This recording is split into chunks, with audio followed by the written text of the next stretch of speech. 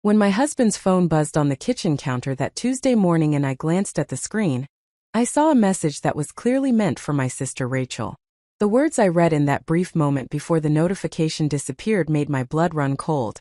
And what I discovered over the next 72 hours would completely dismantle the life I thought I had built and force me to become someone I never imagined I could be.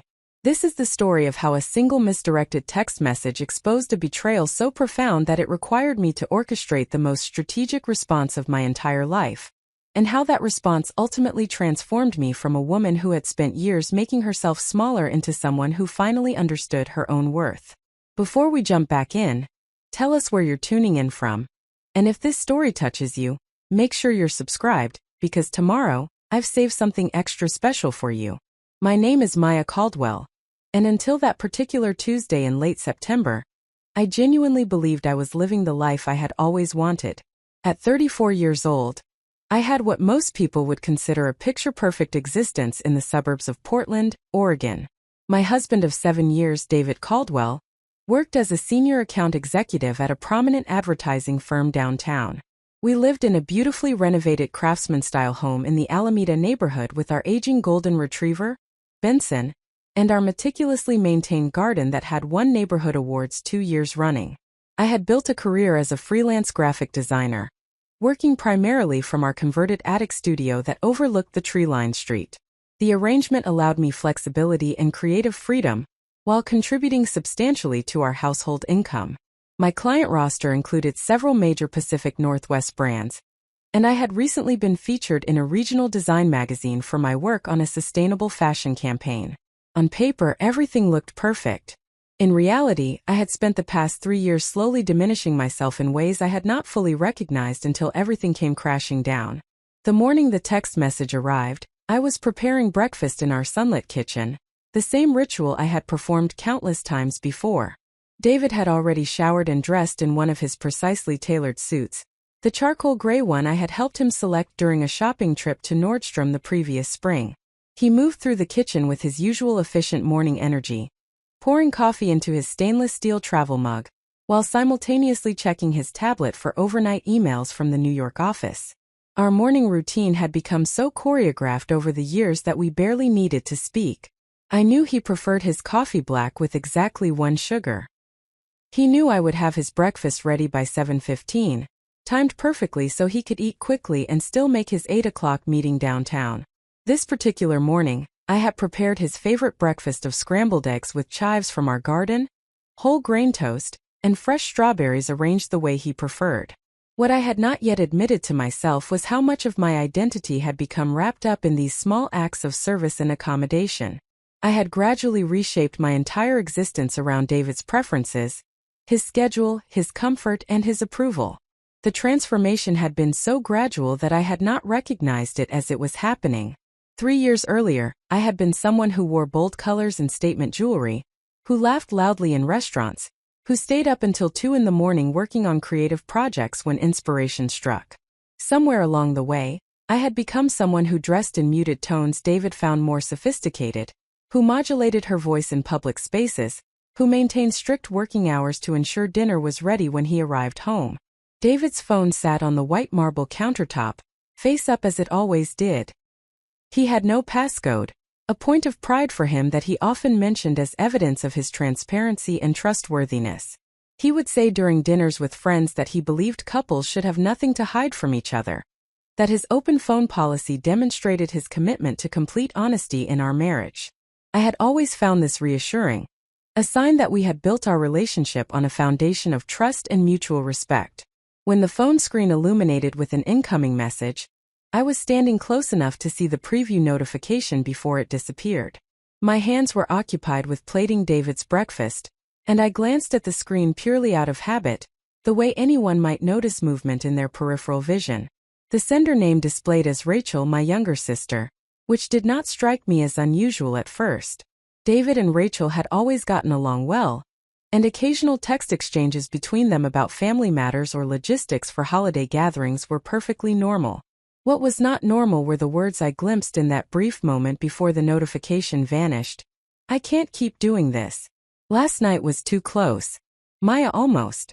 The message preview cut off there, but those few words were sufficient to trigger an immediate cascade of alarm signals in my nervous system.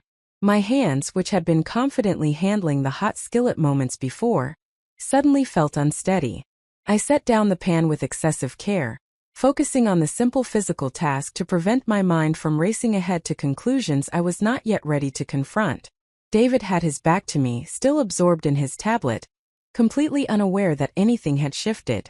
I watched him for a moment, studying the familiar lines of his shoulders, the way his dark hair was starting to show distinguished threads of silver at the temples, the confident posture that had first attracted me when we met at a networking event 8 years earlier. He looked exactly as he always did, completely unchanged, and yet everything suddenly felt different. I needed to see the complete message. My pulse was accelerating, that distinctive feeling of adrenaline beginning to flood my system, but I forced myself to maintain composure. Years of gradually learning to suppress my immediate reactions in favor of maintaining household harmony had trained me well for this moment, though I had not realized I was developing skills that would prove useful for something like this. I crossed to the counter with what I hoped appeared to be casual purpose, reaching past his phone to retrieve the pepper mill as though that had been my intention all along. As I did so, I allowed my eyes to drop to the screen, but the notification had already disappeared into his lock screen, leaving only the time display and his wallpaper photo of the two of us from our vacation in Cannon Beach the previous summer. David turned then, finally noticing my proximity to his phone, and something flickered across his face too quickly for me to fully interpret. It might have been surprise or concern, or perhaps nothing at all, just my newly paranoid mind beginning to find significance in ordinary expressions.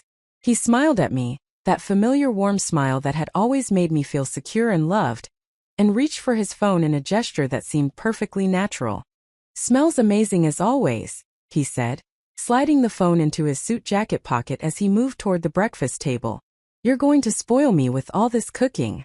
I returned his smile with what I hoped was equal warmth, determined not to reveal the chaos that had begun churning in my mind. "That's the plan," I replied, keeping my tone light as I brought his plate to the table. "Can't have you wasting away at those long office lunches." He laughed, already cutting into his eggs, and began telling me about his day's schedule as he always did. He had a presentation for a potential new client, a major athletic wear company that was considering relocating their advertising account. Landing this client would be significant for his career trajectory, potentially positioning him for a promotion to vice president. I listened with appropriate interest and encouragement, asking the questions I knew he wanted me to ask, providing the support and enthusiasm he had come to expect from me. But underneath my engaged exterior, a different process had begun. My mind was already working through the implications of what I had seen, testing various innocent explanations against the visceral reaction my body had produced. Perhaps I had misread the message. Perhaps it was about something completely benign, some surprise party planning or family matter that required discretion. Perhaps the context would make everything make sense. Even as I generated these reassuring possibilities, I knew with a deep instinctive certainty that something was fundamentally wrong. The human body knows things before the conscious mind is willing to acknowledge them. The sudden spike in my heart rate, the slight tremor in my hands, the way my stomach had contracted into a tight knot, these were not reactions to an innocent misunderstanding. These were the responses of someone whose subconscious had already processed information that the conscious mind was still trying to deny. David finished his breakfast with his usual efficiency, checking his watch and noting that he needed to leave within the next 5 minutes to beat the worst of the morning traffic on I-5. He stood, carried his dishes to the sink as he always did, kissed me on the forehead in his customary manner, and told me he loved me. I responded automatically with the same words I had spoken thousands of times before, but they felt strange in my mouth now, like a foreign language I had only recently learned. After the door closed behind him and I heard his car pull out of the driveway, I remained standing in the kitchen for a long moment, surrounded by the debris of our morning routine. The coffee maker was still warming, filling the air with its familiar rich aroma. Morning sunlight streamed through the windows, illuminating the carefully curated space that had always felt like such an achievement. Everything was exactly as it should be, and yet nothing would ever be the same again. I realized I was still holding the dishcloth I had picked up to wipe the counter, gripping it with unnecessary force. My knuckles had gone white. I deliberately relaxed my hands and set down the cloth, focusing on steady breathing to manage the anxiety that was threatening to overwhelm my carefully maintained composure. The rational part of my brain, the part that had spent years avoiding conflict and prioritizing harmony, was already generating explanations and excuses. I should wait for David to explain. I should not jump to conclusions. I should trust the man I had married, the man who had always been honest with me, who kept his phone unlocked, who told me he loved me every single day. Suspicion was corrosive to relationships. I should give him the benefit of the doubt. But another part of me, a part that had been growing quieter over the years but had never completely disappeared, was insisting that I needed to investigate immediately. That part of me recognized that the message I had glimpsed was not innocent, that my sister's name attached to those particular words represented something that required immediate attention and response. That part of me, the part one had been systematically suppressing in my efforts to be the perfect supportive wife, was now demanding that I take action. I pulled out my own phone, my hand steadier now that I had a concrete task to focus on, and opened my message thread with Rachel. Our most recent exchange had been 3 days earlier. A brief conversation about our mother's upcoming birthday and coordinating our gift contributions. Nothing unusual. Nothing that would explain why David would be receiving messages from her that referenced secrets and close calls and my name in that ominous context.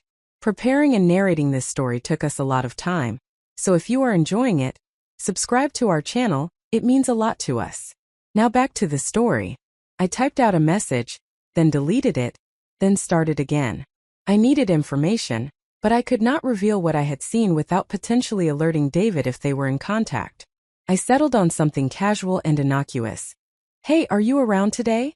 Was thinking of meeting up for coffee if you have time." The response came back almost immediately, and that quick response time was itself informative.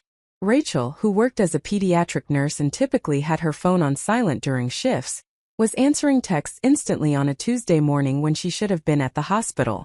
"Actually really busy today, sorry. Rain check."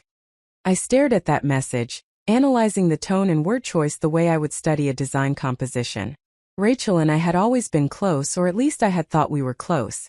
She was 3 years younger than me, still single and focused on her career, someone I had mentored and supported through her nursing school education and early career challenges.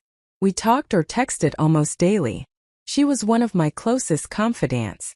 The idea that she might be involved in something that concerned my marriage, and had apparently been kept secret from me, felt like a betrayal that rivaled whatever David might have done. I did not respond to her message immediately. Instead, I set down my phone and began mechanically cleaning the kitchen, needing physical activity to channel the energy that was building in my system. As I loaded the dishwasher and wiped down counters, my mind was working through timelines and memories, searching for signs I might have missed. Over the past 6 months, there had been changes I had noticed but rationalized away. David had started working later hours, explaining that the demands of his position required more face time at the office.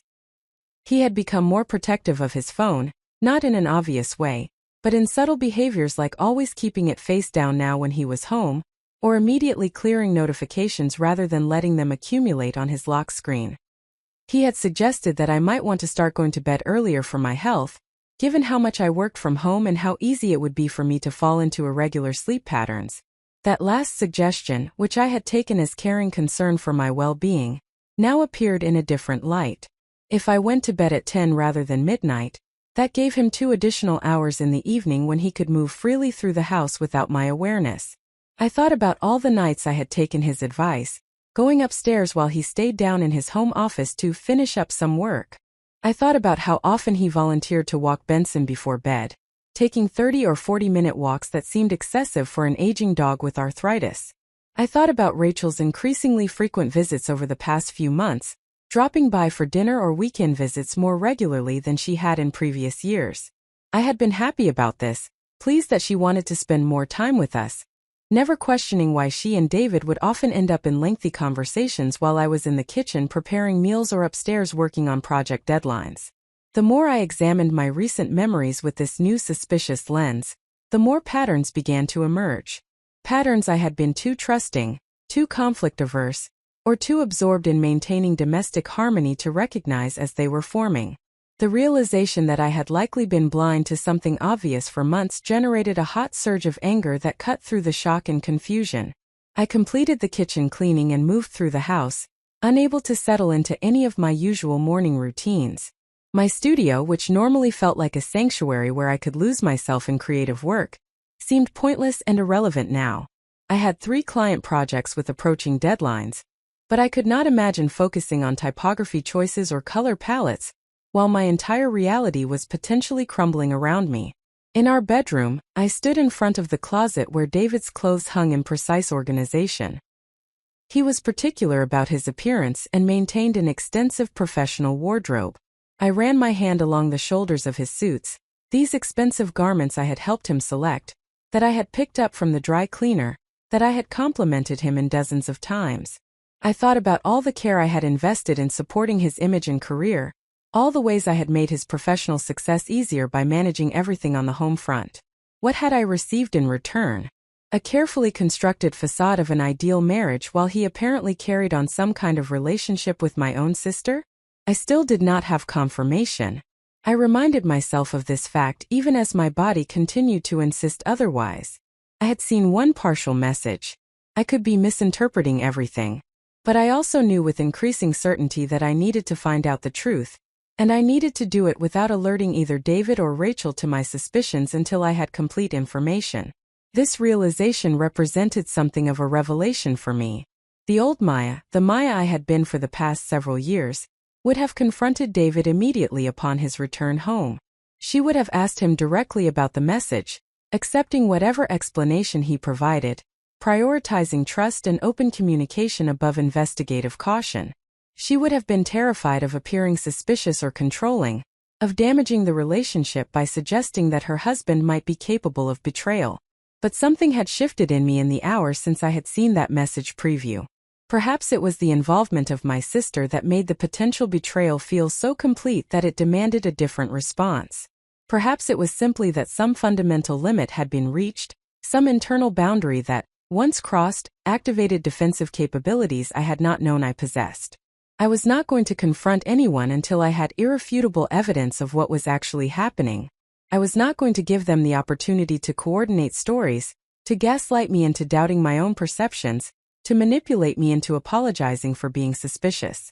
I was going to investigate systematically and strategically, and I was going to do it in a way that protected me rather than prioritizing their comfort. This decision felt both frightening and empowering. I was choosing to trust my instincts over my desire to maintain harmony. I was choosing to prioritize discovering the truth over avoiding conflict.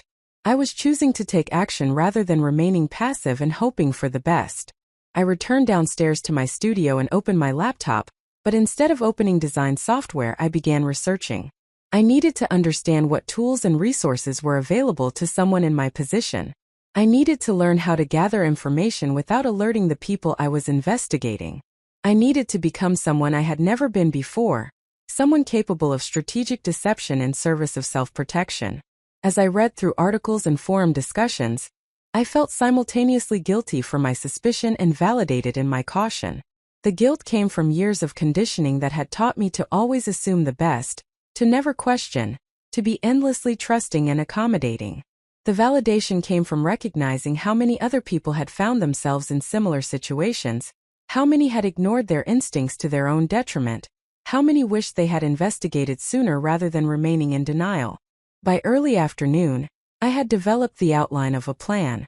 I would need to recover that complete text message from David's phone. I would need to look for additional evidence in both David's and Rachel's digital communications and behaviors. I would need to do all of this without revealing my suspicions, and I would need to prepare myself for whatever I might discover, including the possibility that my worst fears were entirely accurate. The woman who had woken up that morning believing in her picture-perfect marriage was gone. In her place was someone harder, more suspicious, more strategic. I did not yet know if I would like this new version of myself, but I recognized that she was what the situation required. Sometimes transformation is not chosen but thrust upon us by circumstances that demand we become something different simply to survive. I looked around my studio, at the awards on the wall, and the portfolio pieces that represented years of professional achievement. I had built a successful career while also building what I thought was a successful marriage. I had believed it was possible to be everything to everyone, to support David's ambitions while pursuing my own, to maintain close family relationships while being an attentive wife.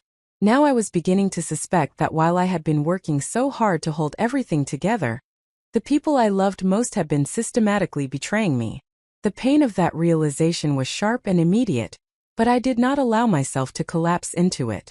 There would be time for emotional processing later, after I had the complete picture. Right now, I needed to channel everything into focused investigation. I needed to be smart and strategic rather than reactive and emotional. I texted David, keeping my message light and normal. Hope your presentation goes well today.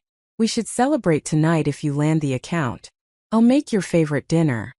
His response came quickly. You're amazing. Don't know what I'd do without you. Should be home by 6. I read those words multiple times, searching for any hint of deception or guilt, but text messages revealed nothing.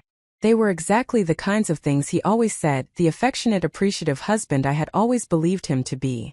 Either he was genuinely innocent and I was about to damage our marriage with unfounded suspicion, or he was skilled enough at compartmentalization to maintain perfect normalcy while conducting a betrayal.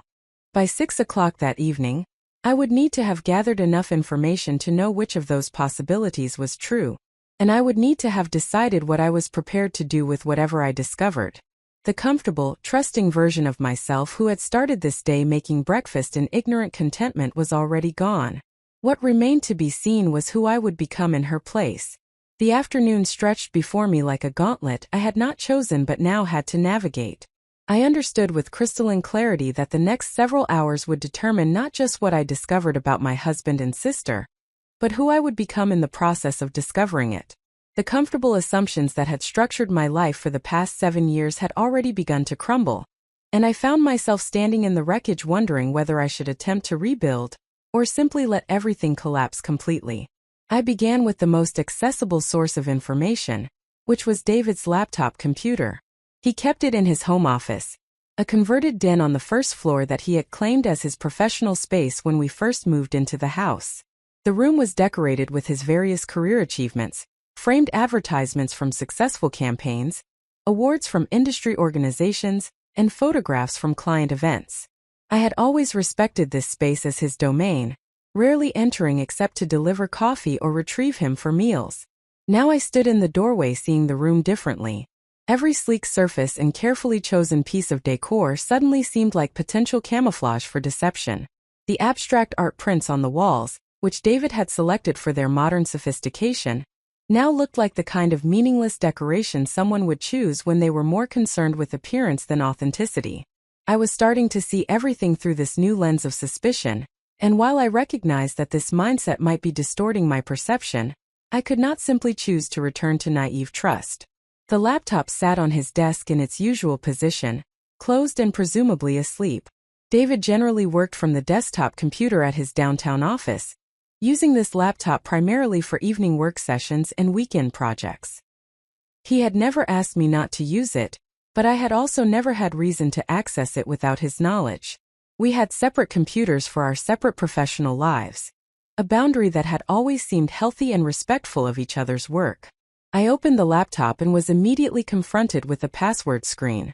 This was new, or at least I thought it was new. I had never actually tried to access his laptop before, so perhaps it had always required a password and I simply had not known. The cursor blinked in the password field, waiting for input I did not have.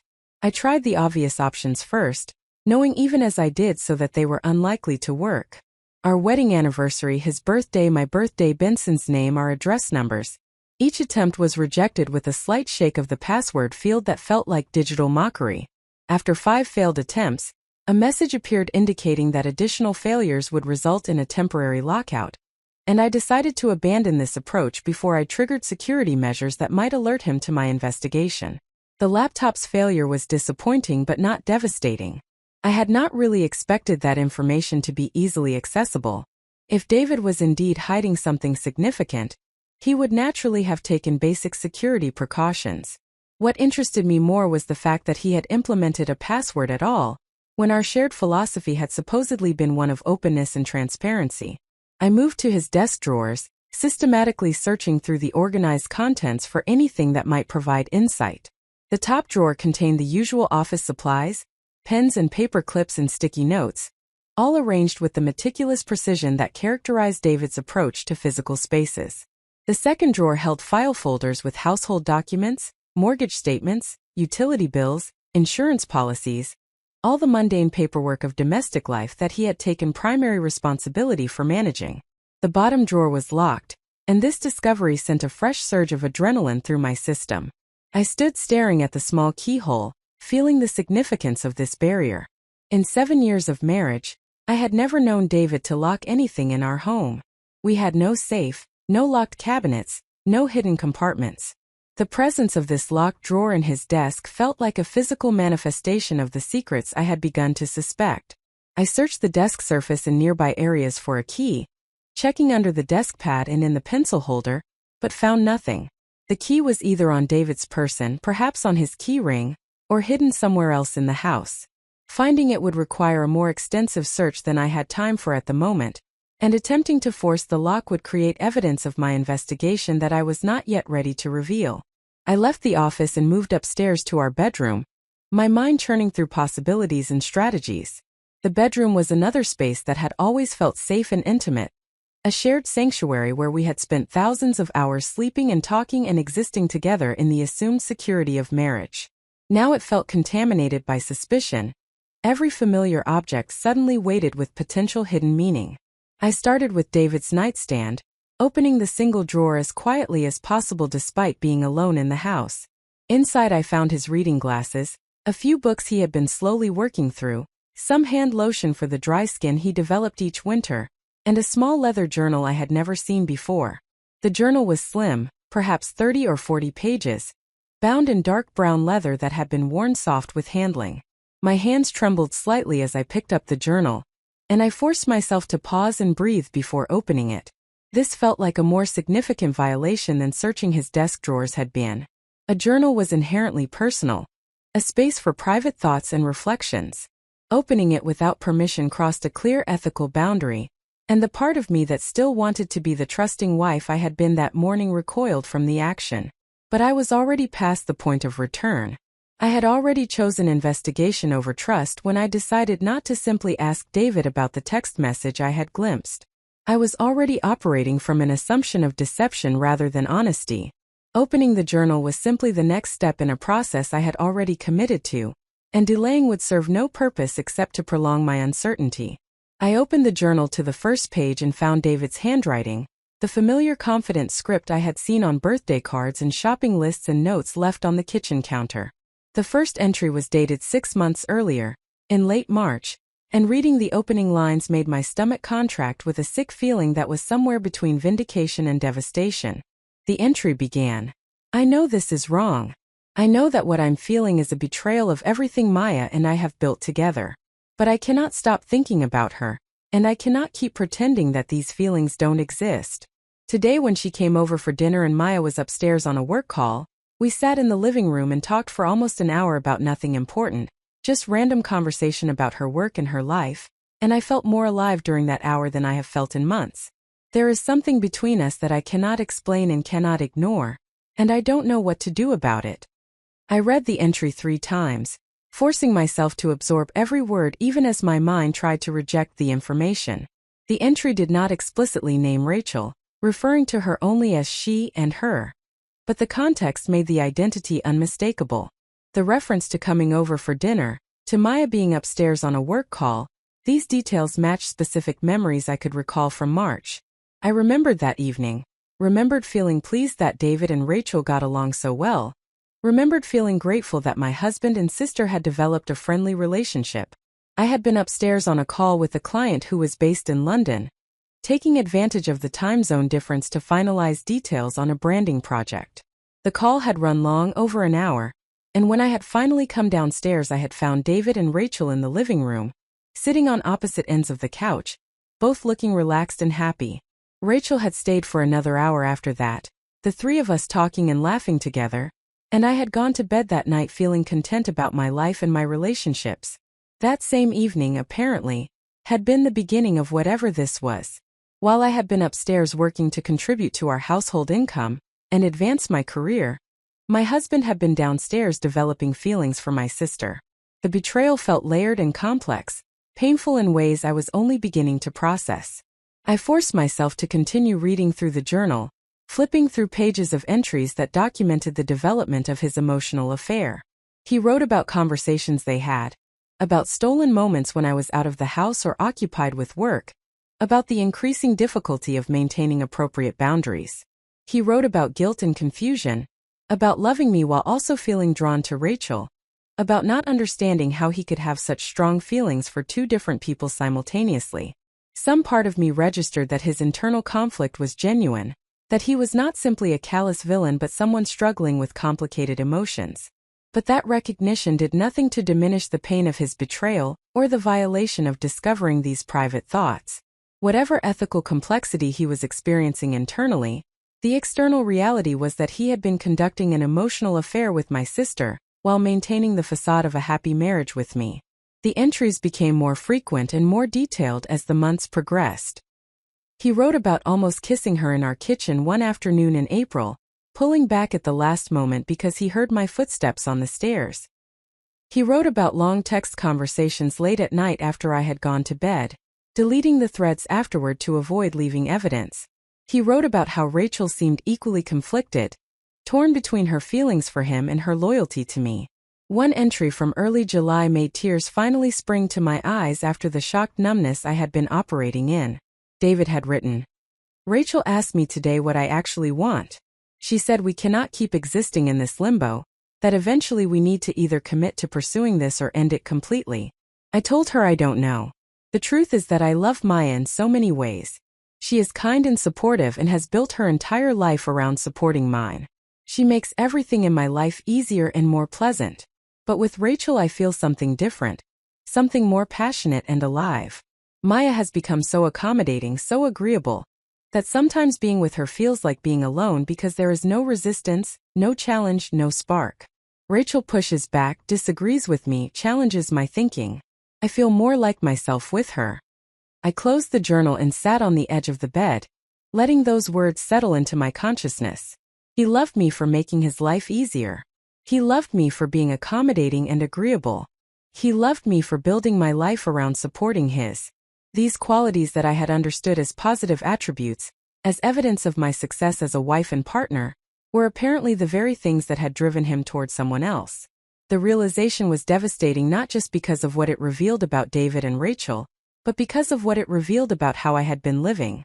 I had spent years systematically diminishing myself, suppressing my own opinions and preferences and personality, because I had believed that was what a good marriage required. I had made myself smaller and quieter and more convenient, and in doing so I had apparently made myself less interesting and less desirable. The anger that had been building since the morning suddenly crystallized into something sharp and focused. I was angry at David for his betrayal, yes, and I was angry at Rachel for her participation in it.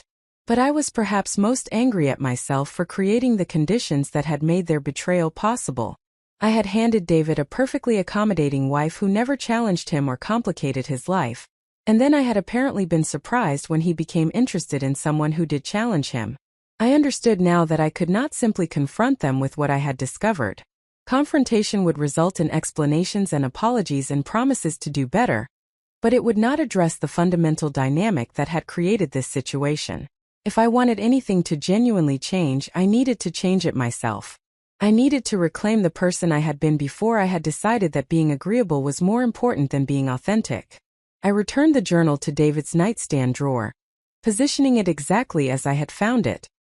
He would have no idea I had read it, which meant he would continue operating under the assumption that his secret was safe. This information asymmetry gave me a significant advantage, and I intended to use it strategically rather than immediately revealing my knowledge. I moved to the bedroom closet and looked at my own clothes, the muted colors and conservative styles I had gradually adopted over the years.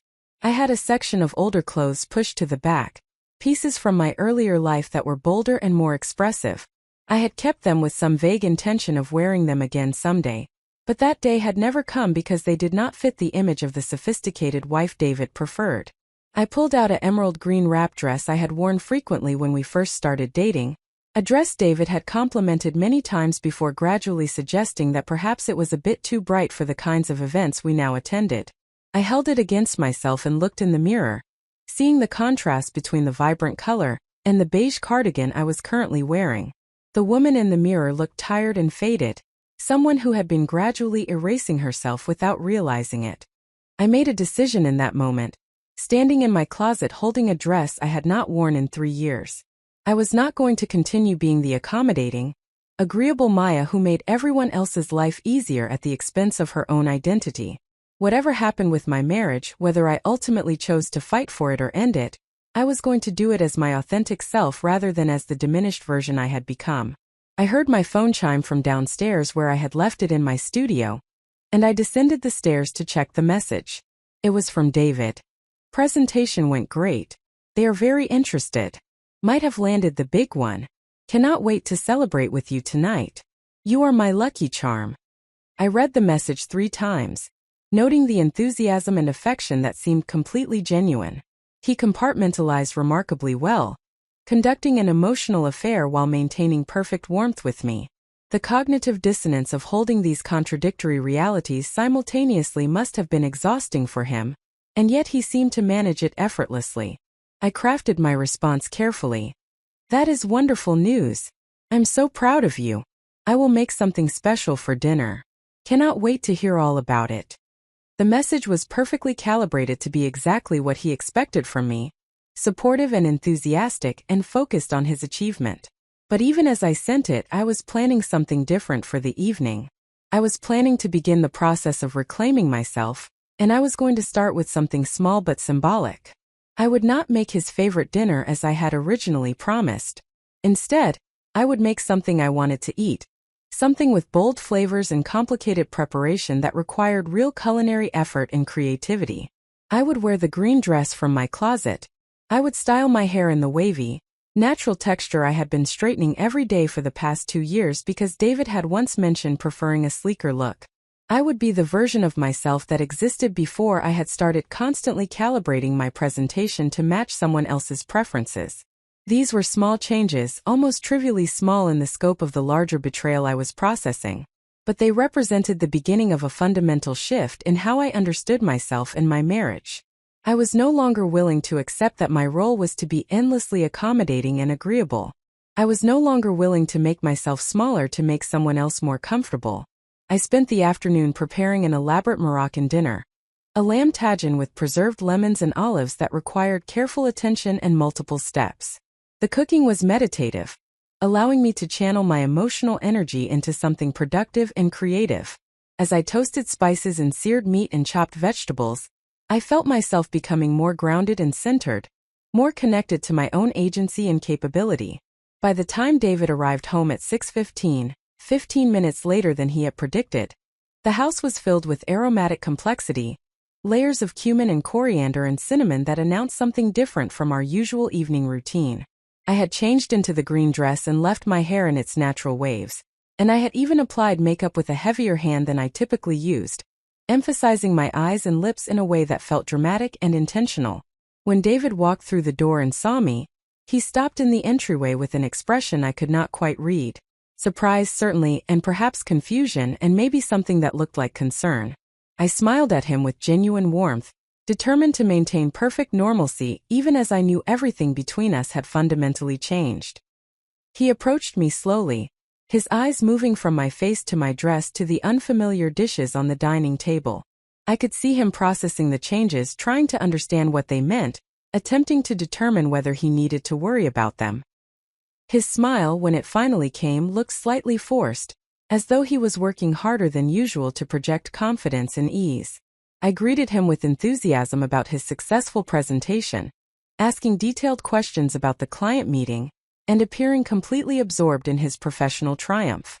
I watched as he relaxed slightly, reassured by my familiar interest in his career even as he remained slightly uncertain about the other changes. We sat down to dinner together, and I served the tagine with a flourish, noting his careful first bite as he tried to determine whether he was expected to like this unfamiliar cuisine.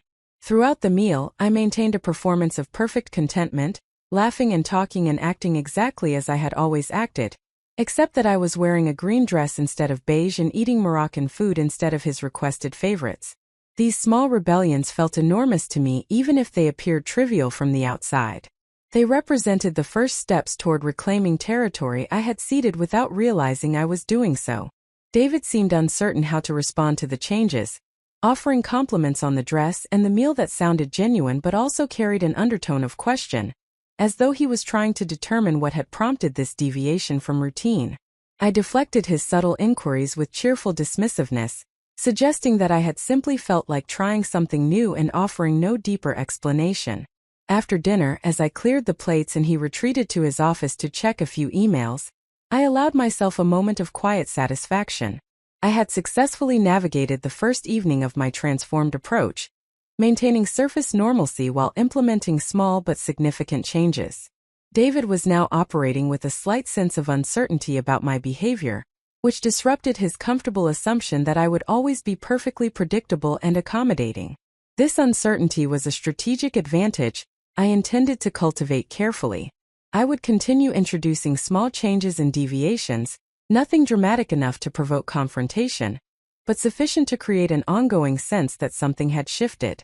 Meanwhile, I would continue gathering information about the full scope of his relationship with Rachel, determining exactly what I was dealing with before deciding on my ultimate response.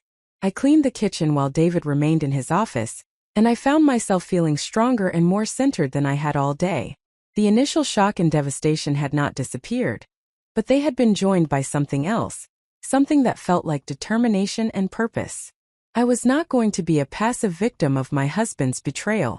I was going to be an active agent in my own life, making strategic decisions about my future based on complete information rather than comfortable assumptions. When I finally went upstairs to prepare for bed, I passed David's office and saw him through the partially open door, his phone in his hand and his expression absorbed. He was almost certainly texting with Rachel, continuing whatever conversation they maintained in their separate reality that existed alongside our marriage. The sight should have devastated me, but instead it simply reinforced my resolve. I went to bed that night wearing one of my old nightgowns instead of the practical pajamas I had been wearing for years, another small reclamation of my former self. When David eventually came to bed an hour later, he found me already asleep, or at least convincingly pretending to be. He settled beside me with careful quiet, and I felt him pause for a moment before turning away, and I wondered if he sensed that something fundamental had shifted even if he could not yet identify exactly what it was. The woman who had woken up that morning believing in her perfect marriage was indeed gone. In her place was someone harder and more strategic, someone who understood that protecting yourself sometimes requires deception, and that reclaiming your authentic self sometimes means performing a version of normalcy you no longer feel. I did not yet know where this transformation would lead, but I knew with absolute certainty that I would never again diminish myself for someone else's comfort. Whatever happened next, I would face it as myself rather than as the accommodating shadow I had become. The following morning arrived with deceptive normalcy. Sunlight filtered through our bedroom curtains in the same patterns it always had. Birds sang in the maple tree outside our window with their usual morning enthusiasm, and the alarm clock chimed at 6:30 exactly as it did every Wednesday. The external world remained unchanged, indifferent to the internal upheaval that had fundamentally altered my understanding of my life. I had slept poorly, my mind cycling through fragments of what I had read in David's journal and the implications of each revelation, but I rose at my usual time and began moving through the morning routine with deliberate precision. David stirred beside me as I sat up, reaching for me with the casual affection of someone who believed everything between us remained as it had always been. His hand found my arm, and he pulled me gently back toward him, murmuring something about a few more minutes before we had to start the day. The gesture was so familiar, so reminiscent of thousands of similar mornings, that for a brief disorienting moment I wondered if perhaps I had imagined or misinterpreted everything. Perhaps the journal entries had been some kind of creative writing exercise, or perhaps my suspicious mind had twisted innocent words into evidence of betrayal. But I knew this impulse toward denial was simply my psyche attempting to protect itself from painful reality. The human mind has remarkable capacity for self-deception when confronted with information that threatens fundamental assumptions about life and identity. I recognized this defensive maneuver for what it was and consciously chose to resist it. I had read what I had read. The words had been explicit and detailed.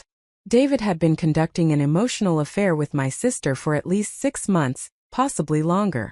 These were facts, however uncomfortable, and retreating into denial would serve no purpose except to prolong my vulnerability. I extracted myself from his embrace with a gentle excuse about needing to start breakfast, leaving him in bed while I descended to the kitchen. As I moved through the familiar motions of making coffee and preparing food, I found myself observing my own behavior with a strange detachment.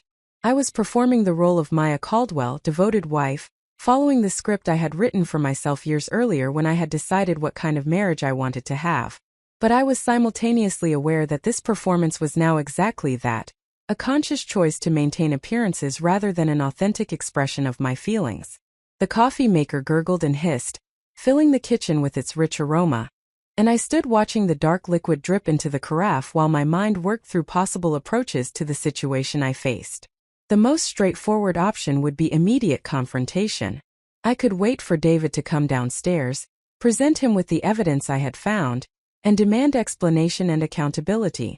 This approach had the virtue of directness and would bring the situation to a head quickly, forcing all parties to acknowledge what had been hidden and make decisions about how to proceed.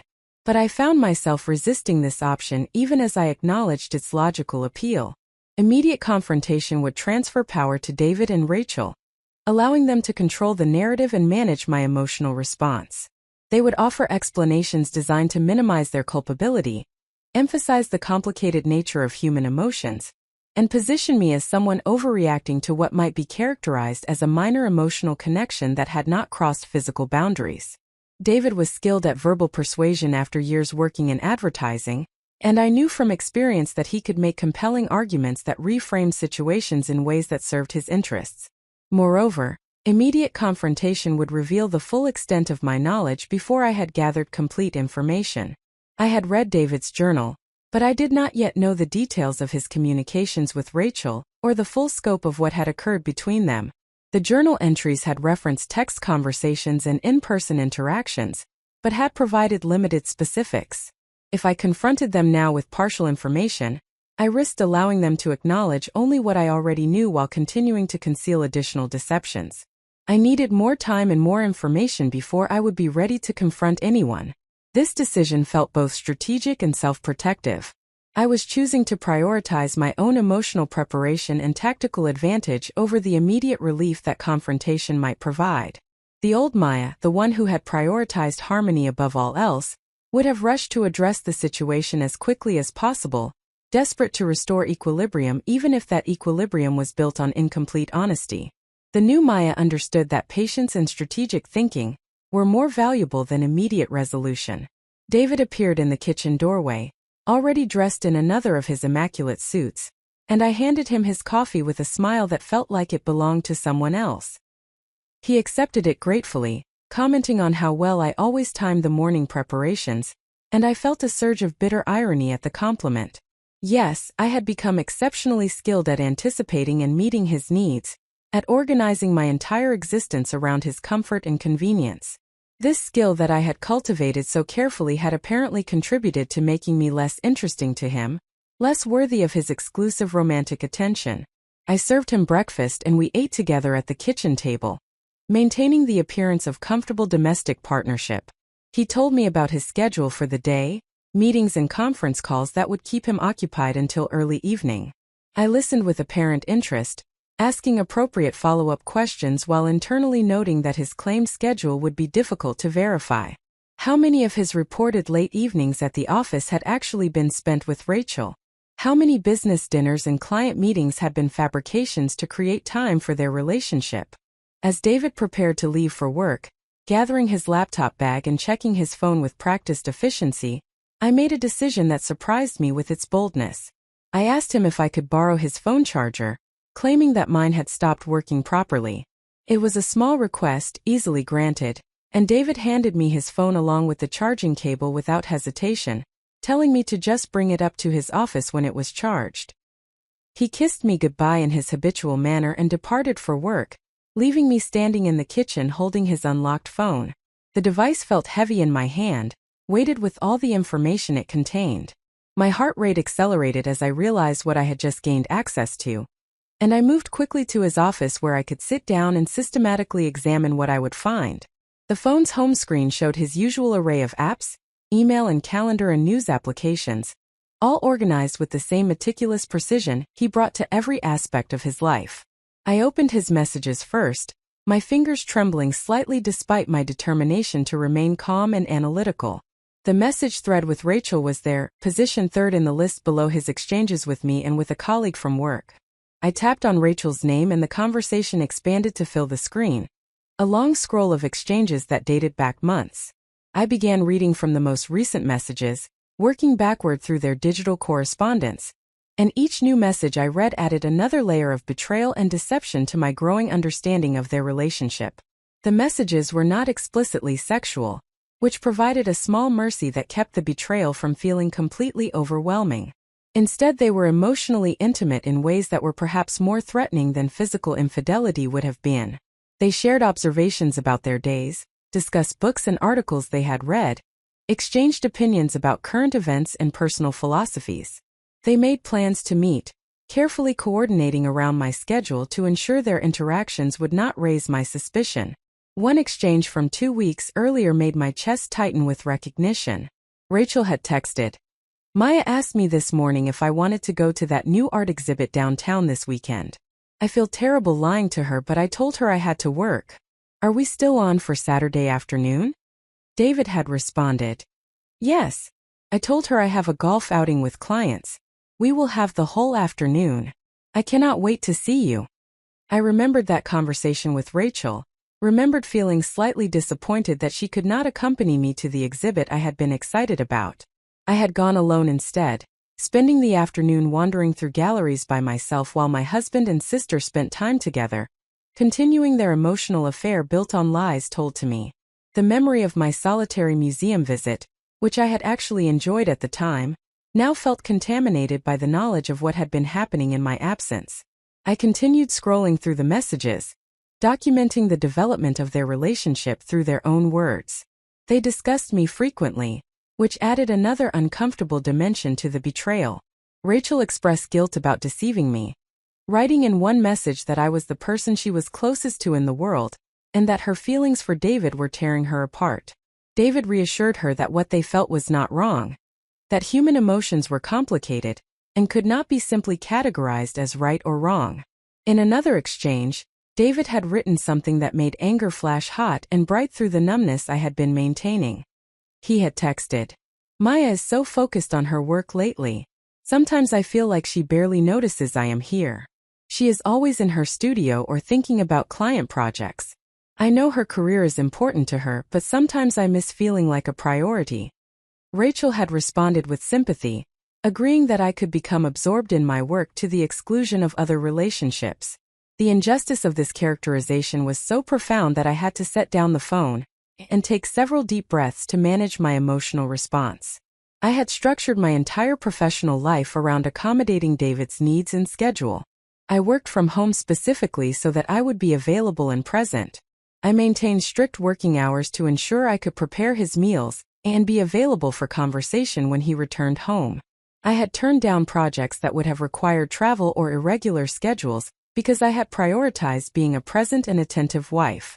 And yet somehow, in the narrative he had constructed to justify his emotional affair, I had become the neglectful spouse who was too absorbed in work to pay attention to him.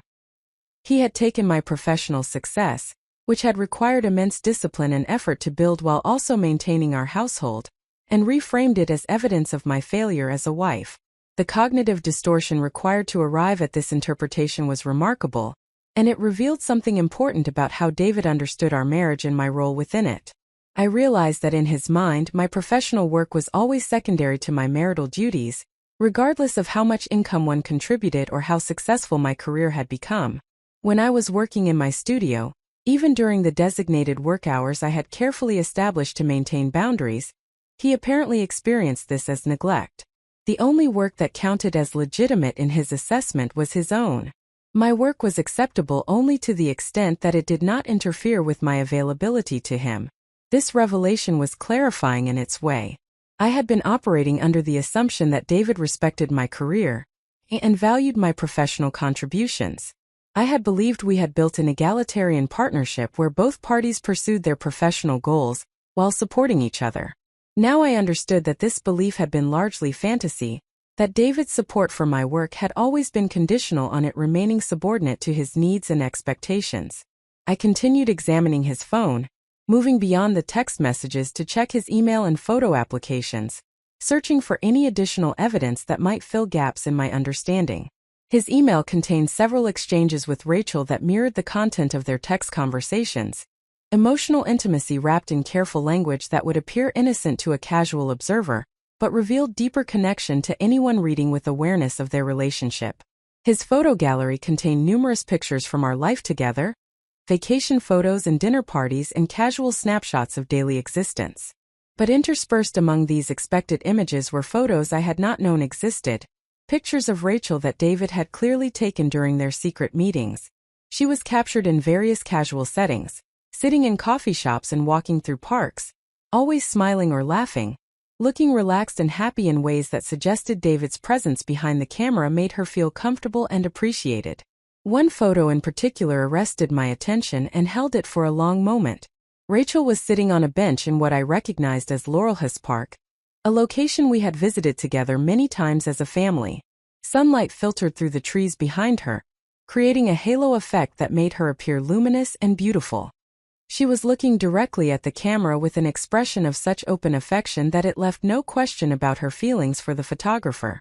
The timestamp on the photo showed it had been taken 3 weeks earlier, on a Saturday afternoon when David had claimed to be at a work function and Rachel had claimed to have a nursing shift. I had spent that particular Saturday working in my studio on a logo redesign for a major client, grateful for the uninterrupted time to focus on the project. I had felt pleased that David was networking with colleagues and building his professional relationships. I had been completely unaware that he was instead spending the afternoon in a park with my sister, taking photographs that captured her looking at him with love. The evidence I had gathered was comprehensive and damning. There was no longer any possibility of innocent explanation or misinterpretation. David and Rachel had been conducting an emotional affair for at least 6 months, meeting regularly, communicating constantly, and building a relationship that existed in parallel to my marriage. They had lied to me repeatedly and systematically, coordinating their deceptions to ensure I would remain ignorant of their connection. I sat in David's office chair holding his phone and staring at the photo of my sister in the park, trying to process the full magnitude of what I had discovered. The betrayal was layered and complex. It was not simply that my husband had developed feelings for someone else, which would have been painful enough. It was that the someone else was my sister, the person I had been closest to for my entire life, someone I had mentored and supported and trusted completely. It was that they had both been lying to me for months, maintaining elaborate deceptions while I remained trustingly oblivious. It was that they had discussed me in their messages, analyzed my behavior and habits, used their knowledge of my schedule to facilitate their relationship. I felt multiple competing emotions simultaneously: anger at their betrayal, certainly, and hurt at being deceived by the two people I had trusted most completely, but also a strange sense of grief for my own naivety, for the version of myself who had believed so thoroughly in the honesty and integrity of the people closest to her. And underneath everything else, a growing determination not to remain passive in the face of this betrayal, not to simply accept whatever explanations they might eventually offer. I heard a sound from elsewhere in the house, a creak that might have been the settling of floorboards or might have been something else, and I was suddenly aware of how exposed I was sitting in David's office with his phone in my hand. If he had forgotten something and returned home, I would be caught with clear evidence of my investigation. I needed to return the phone to a neutral location and establish an alibi for having spent time with it. I quickly navigated back to the home screen and cleared any indication of which apps I had been examining, then carried the phone and charger to the kitchen where I plugged it in on the counter. If questioned, I would say it had been charging there all morning while I worked in my studio. I forced myself to spend the next several hours actually working on client projects, needing the familiar creative focus to provide structure and distraction from the emotional chaos I was processing. But even as I worked on typography and color schemes, adjusting designs with my usual attention to detail, Part of my mind was occupied with strategic planning. I now had comprehensive knowledge of David and Rachel's emotional affair.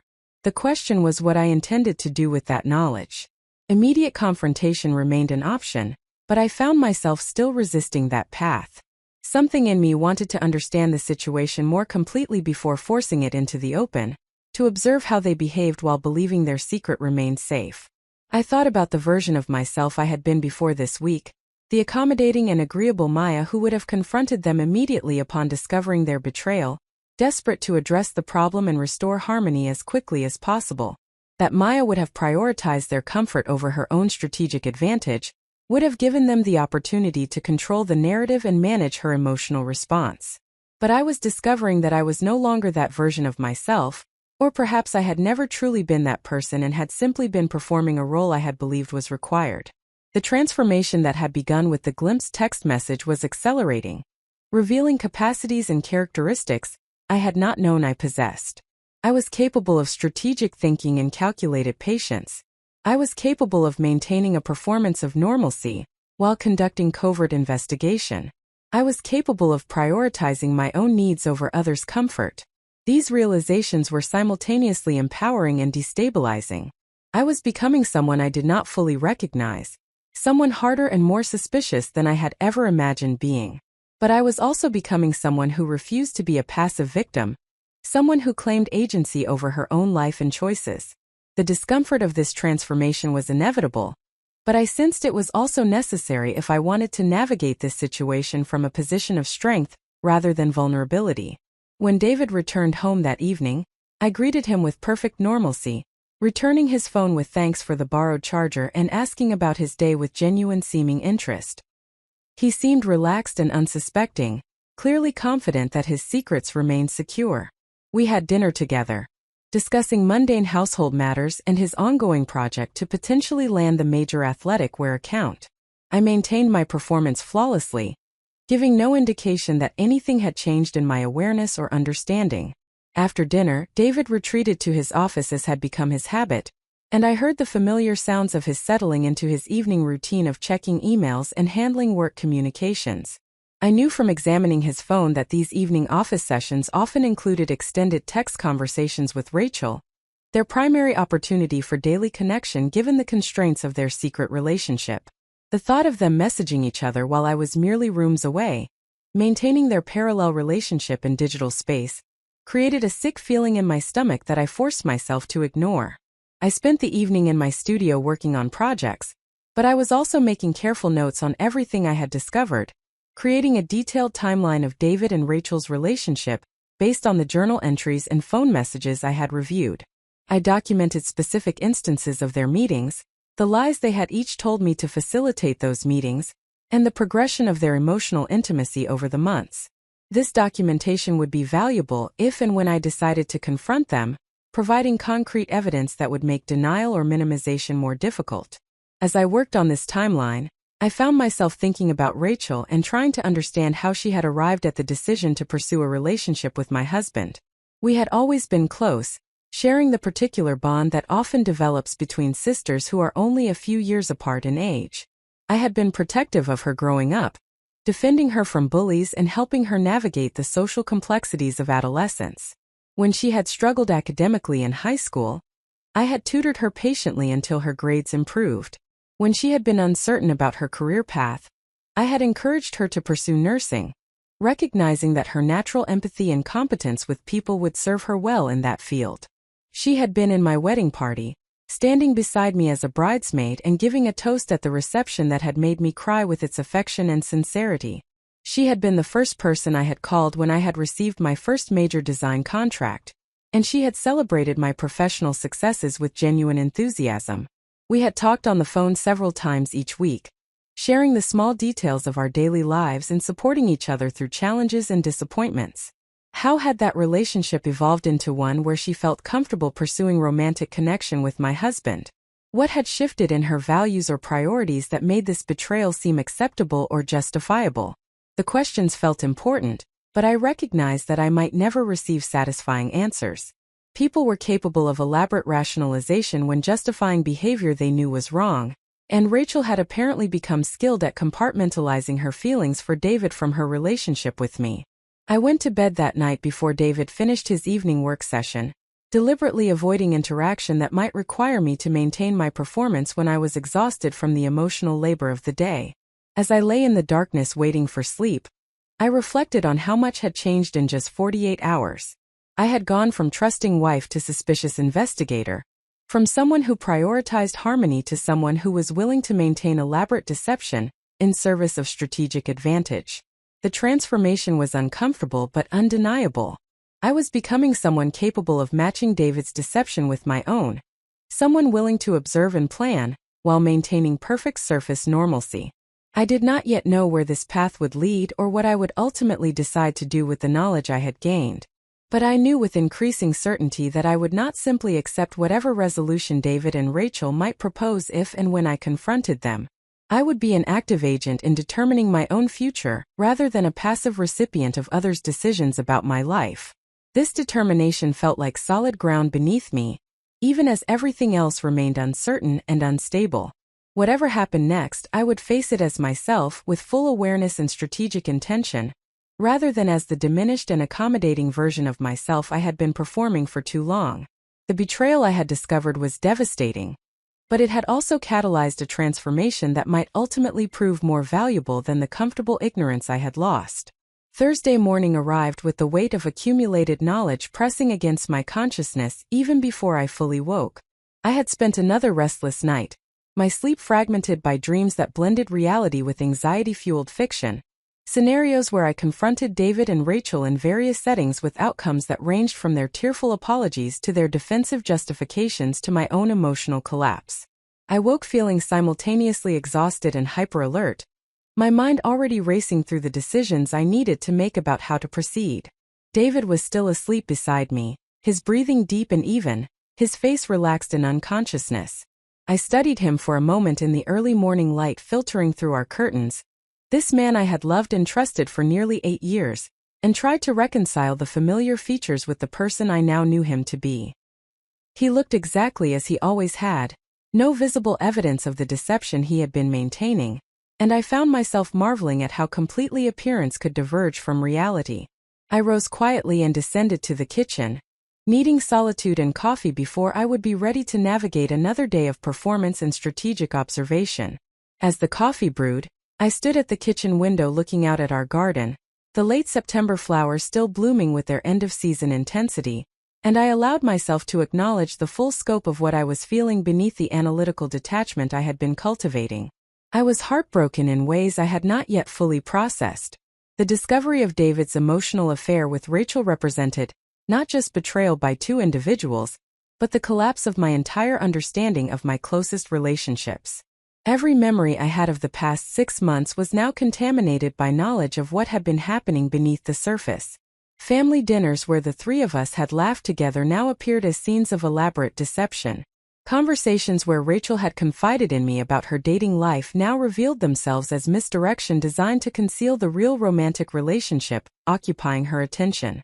The grief I felt was not just for the loss of my marriage as I had understood it, but for the loss of my sisterhood with Rachel, for the loss of my naive trust in the fundamental goodness and honesty of the people closest to me. I had built my adult life on a foundation that included David as my partner and Rachel as my most trusted family relationship, and now both of those foundational elements had revealed themselves to be built on deception and betrayal. But alongside the grief and hurt, I felt something else growing stronger with each passing hour. It was a fierce determination not to remain passive, not to simply accept whatever resolution David and Rachel might propose when their relationship inevitably came to light. I was discovering resources within myself that I had not known existed, capacities for strategic thinking and calculated patience that seemed incompatible with the agreeable, harmony-seeking person I had believed myself to be. I poured coffee and carried it to my studio, settling into my desk chair and opening my laptop. I had spent the past 2 days gathering information and processing emotional shock, but I recognized that I had reached a decision point. I needed to commit to a course of action rather than continuing to drift in reactive observation. The question was what form that action should take. The most obvious option remained direct confrontation. I could present David and Rachel with the evidence I had gathered, demand explanation and accountability, and force all of us to address the situation openly. This approach had the virtue of directness and would bring immediate clarity about where we all stood and what options existed for moving forward. It would also relieve me of the burden of maintaining my performance of normalcy while conducting covert investigation. But as I considered this option carefully, I found multiple reasons to reject it. Direct confrontation at this stage would give David and Rachel the opportunity to control the narrative, to present their relationship in whatever light served their interests, to position me as overreacting or failing to understand the complexity of human emotions. David's professional skills in persuasion and presentation would serve him well in that context, and I could easily imagine him reframing the situation in ways that diminished his culpability. Moreover, confrontation would reveal the full extent of my knowledge before I had determined what I actually wanted as an outcome. Did I want to attempt to salvage my marriage?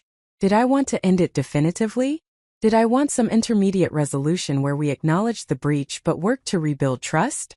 I realized I could not answer these questions yet because I did not actually know what I wanted. The old Maya would have automatically defaulted to attempting to preserve the marriage at almost any cost, prioritizing the relationship over her own hurt and anger. But the new version of myself that was emerging did not automatically privilege preservation of the marriage over other considerations. I needed time to determine what I actually wanted, not just what I thought I should want or what would be easiest or most socially acceptable. This realization felt significant. For years I had been making decisions based on what would maintain harmony and meet others' expectations, rather than on what would serve my own authentic needs and desires. I had been so busy being the person I thought I should be that I had lost connection with who I actually was and what I genuinely wanted. If I was going to make consequential decisions about my marriage and my future, I needed to make them from a place of clarity about my own values and priorities, rather than from reactive hurt or reflexive desire to restore equilibrium.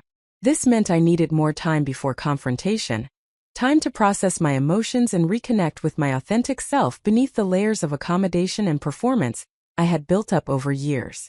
As I sat with my coffee contemplating these questions, a different approach began to take shape in my mind. What if instead of immediately confronting David and Rachel, I used this period of information asymmetry to conduct an experiment in reclaiming my authentic self? I could begin making changes in how I lived and expressed myself, changes that reflected my genuine preferences and personality, rather than calibrated accommodation to David's expectations. I could observe how he responded to these changes and what that response revealed about the nature of our relationship.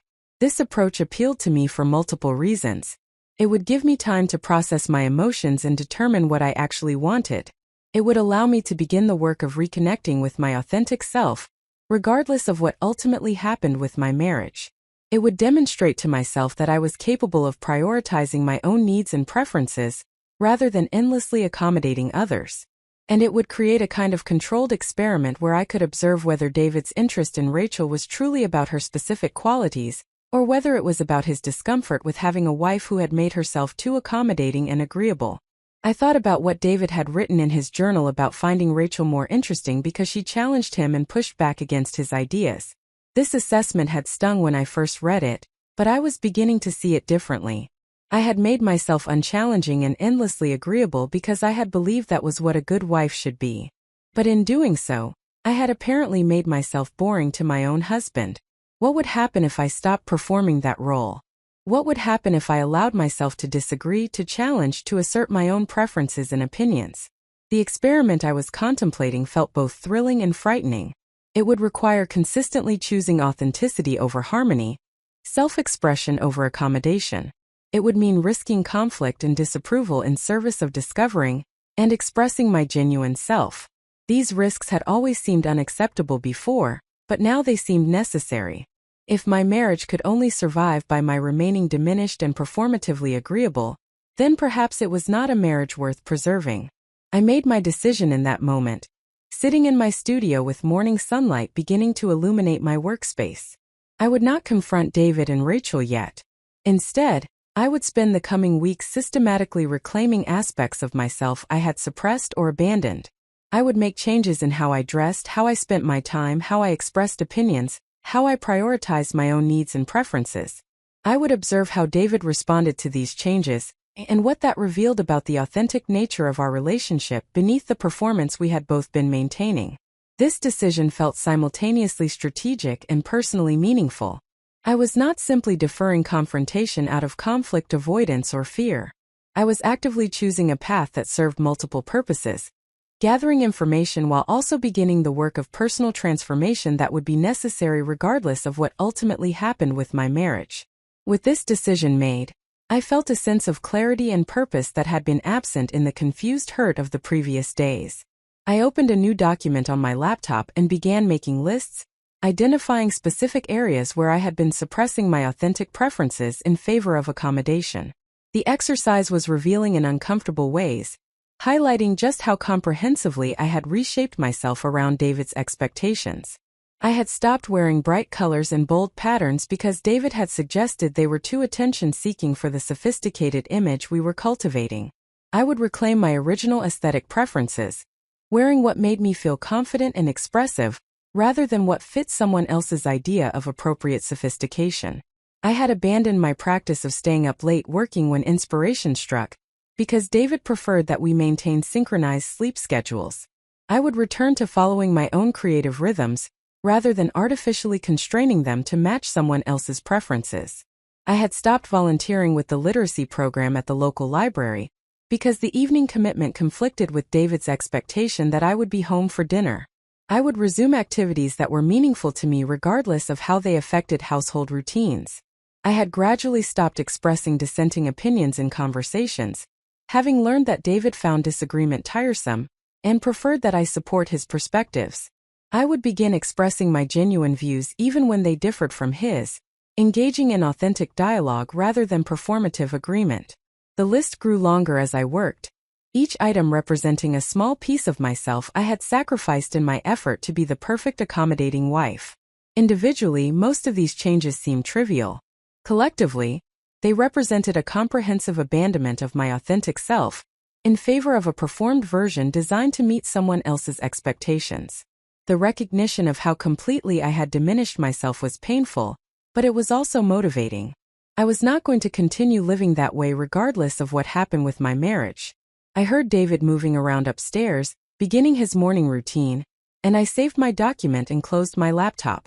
I would need to maintain my performance of normalcy for a while longer, but now that performance was in service of a deliberate strategy rather than unconscious habit. I was choosing to appear unchanged while systematically implementing changes beneath the surface, gathering information and reclaiming myself simultaneously. I prepared breakfast as I always did, but I made decisions based on my own preferences rather than defaulting to what I knew David liked. I made a vegetable frittata with ingredients from our garden, using bold combinations of flavors that I enjoyed even though I knew David preferred simpler preparations. When he appeared in the kitchen and looked at the breakfast with slight surprise, I simply smiled and said I had felt like trying something different. His response was instructive.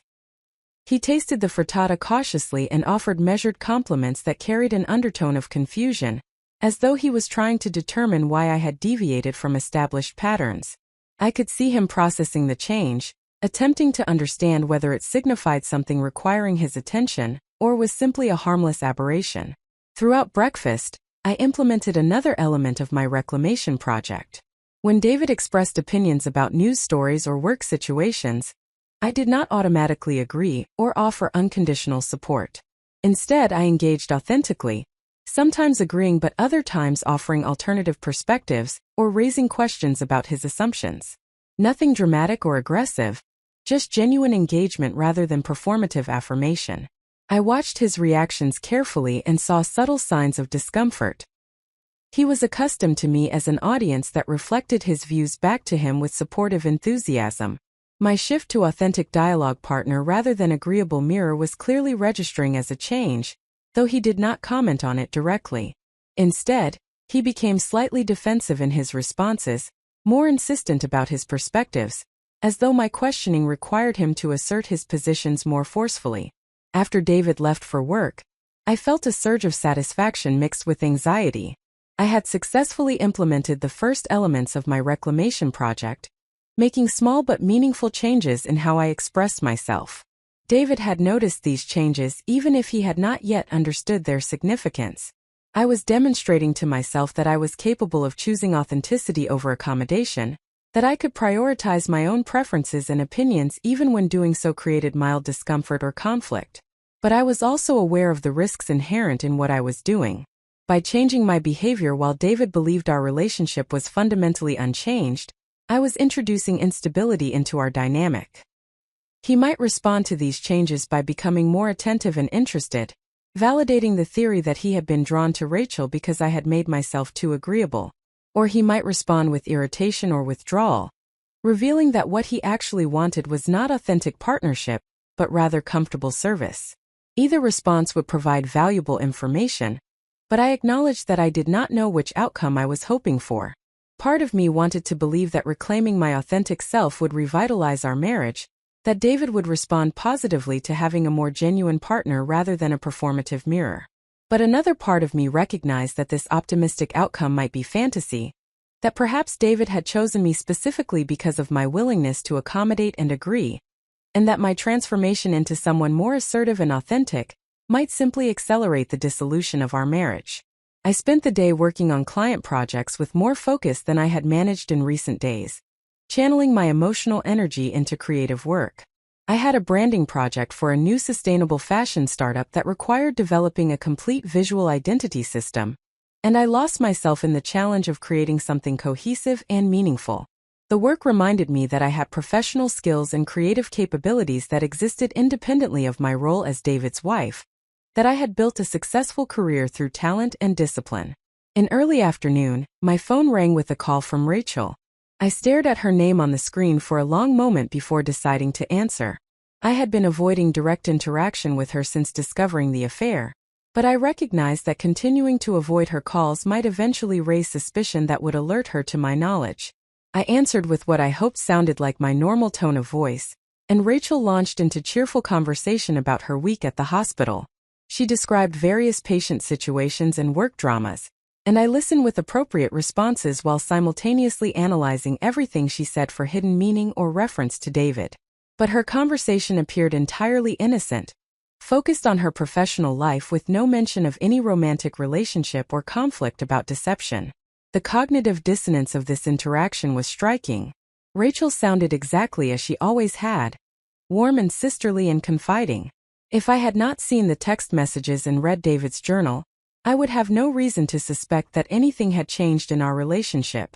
She was maintaining her performance of normalcy with the same skill I was cultivating in my own interactions, presenting a version of herself that concealed the reality of her betrayal.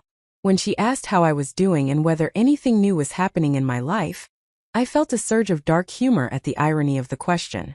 I responded with mundane updates about client projects and household matters, giving her no indication that I had discovered her secret relationship with my husband.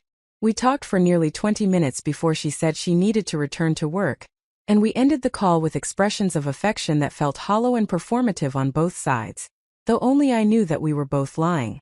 After the call ended, I sat holding my phone and processing the strange experience of maintaining normal interaction with someone who was actively betraying me.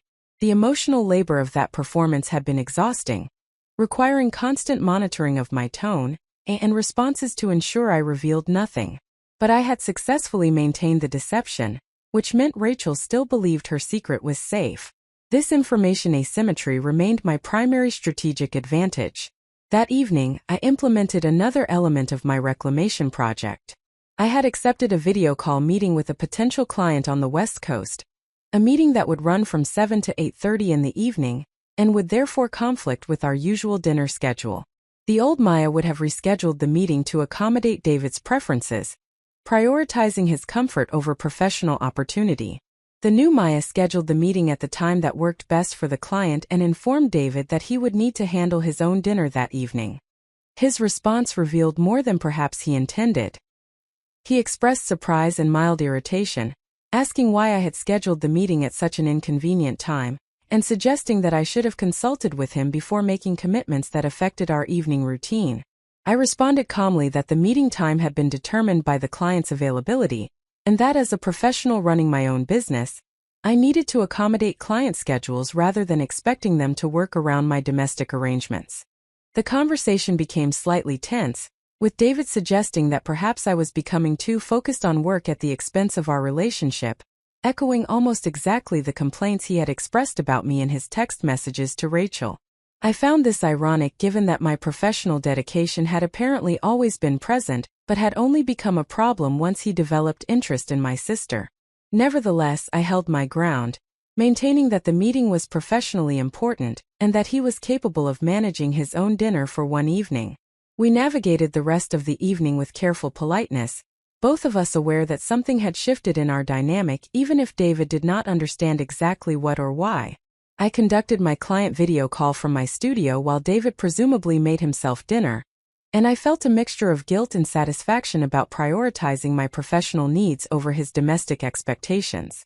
The guilt was reflexive, a conditioned response from years of believing that my primary role was to support and accommodate David.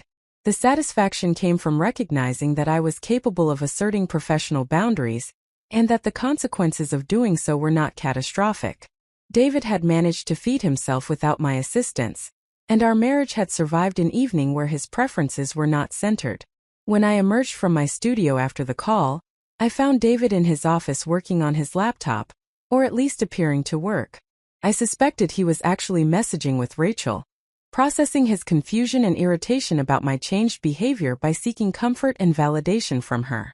The thought should have hurt more than it did, but I found that my emotional pain was increasingly superseded by analytical curiosity about how this situation would develop. I went to bed that night feeling tired but also energized by the progress I had made in reclaiming myself. In just a few days, I had begun implementing meaningful changes in how I lived and expressed myself, and I had observed that these changes registered with David even if he could not yet articulate what was different. I was proving to myself that I was capable of prioritizing my own needs and preferences, capable of tolerating mild conflict in service of authentic self-expression, capable of strategic patience while conducting a long-term experiment in transformation. I did not yet know where this path would lead or what I would ultimately decide about my marriage.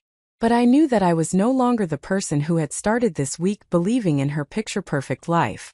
I was becoming someone stronger and more authentic, someone who refused to diminish herself for anyone else's comfort. Whatever happened with David and Rachel, I would face it as my full self rather than as the accommodating shadow I had been performing for too long. As I drifted toward sleep, I thought about the concept of commitment and what it truly meant. I had committed to my marriage 7 years earlier, promising to love and support David through whatever challenges we might face. I had interpreted that commitment as requiring endless accommodation and self-suppression, believing that was what partnership demanded. But I was beginning to understand that authentic commitment might actually require the opposite, that real partnership was only possible between two whole people rather than between one whole person and one who had made herself small. My commitment now was not to preserving my marriage at any cost, but rather to discovering and becoming my authentic self. If my marriage could survive and even thrive alongside that authentic self, then perhaps it was worth preserving. But if it could only exist through my continued diminishment, then perhaps the most honest form of commitment was recognizing that reality and making different choices about my future. This realization felt like solid ground beneath me even as everything else remained uncertain. I had made a decision and committed to a course of action. I would continue reclaiming myself systematically over the coming weeks, implementing changes large and small that reflected my genuine preferences and personality. I would observe carefully how David responded to these changes, and what those responses revealed about our relationship. And I would use this time to reconnect with who I actually was beneath the performance, to determine what I genuinely wanted rather than what I thought I should want. The path ahead remained unclear, but I was no longer paralyzed by shock and confusion. I was moving forward with intention and strategy, claiming agency over my own transformation. Whatever the ultimate outcome, I would know that I had chosen it consciously rather than simply accepting whatever was imposed upon me by others' decisions and deceptions. Friday morning brought with it a clarity of purpose that felt almost exhilarating despite the painful circumstances that had prompted it. I woke before David, my mind already active with plans and strategies for continuing the transformation I had initiated. The previous days of shock and reactive investigation had given way to something more proactive and intentional. I was no longer simply responding to the discovery of betrayal. I was actively constructing a new version of myself and my life, regardless of what ultimately happened with my marriage. I rose quietly and made my way downstairs, enjoying the solitude of the early morning hours. The house was still and peaceful, and I made coffee in the pre-dawn darkness, watching through the kitchen window as the sky gradually lightened from deep blue to pale gray to the soft gold of sunrise. There was something meditative about these quiet moments alone, a space for contemplation and planning that felt increasingly precious as I navigated the complexity of my situation. I settled into my studio with my coffee and opened my laptop, pulling up the document where I had been cataloging the changes I wanted to implement in reclaiming my authentic self. The list had grown considerably over the past day, as I identified more areas where I had been suppressing my genuine preferences and personality. Now I needed to move beyond simply identifying these areas to actively developing strategies for reclaiming them in ways that would be sustainable and meaningful. I began organizing my reclamation project into categories, recognizing that some changes would be relatively simple to implement, while others would require more substantial preparation and resources. The categories that emerged were professional development, personal expression, social connections, physical health and appearance, creative pursuits, and relationship dynamics. Each category represented an aspect of my life where I had been making choices based on accommodation rather than authenticity. In the professional development category, I identified several opportunities one had declined or not pursued because they would have conflicted with David's expectations or domestic routines. There was a professional design conference in Seattle that occurred every January, an event I had always wanted to attend but had never gone to because it would require being away for 3 days during a time when David typically wanted to take vacation together. There was a mentorship program through the local creative professionals network that I had considered joining, but had decided against because the monthly evening meetings would interfere with my availability for dinner preparations. I decided to register for the Seattle conference immediately, making the commitment before I could second-guess the decision or worry about how David might respond. The conference was still 4 months away, which gave me time to manage any domestic arrangements that might be necessary, but making the registration commitment now felt important as a statement of intent about prioritizing my professional development. The act of entering my credit card information and clicking the final registration button generated a small thrill of transgressive satisfaction.